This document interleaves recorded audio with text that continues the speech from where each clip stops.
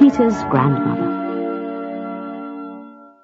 Heidi spent every day on the pasture with Peter and the goats. Her little face shone with health. Autumn came and the days grew colder.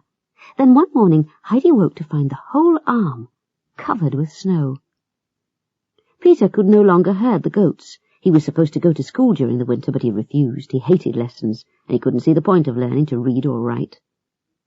One evening, Peter came to see Heidi and told her that his grandmother would like Heidi to visit her.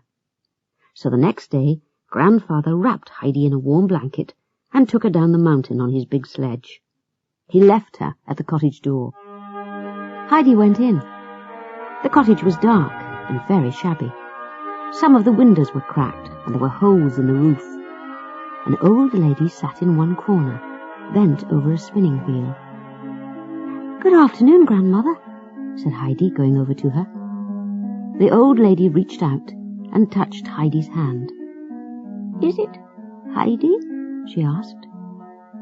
After a moment, Heidi realized that the old lady was blind.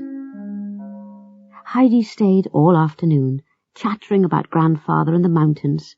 Grandmother had not enjoyed herself so much for a long time. The next day Heidi visited Grandmother again. This time Grandfather went with her and mended the broken windows. Peter's mother and grandmother were pleased to see him, because it was a long time since he had visited them. They were also thankful to have the windows repaired. All through the winter, Heidi visited Peter's cottage, and Grandmother's days were no longer as dreary as they had once been.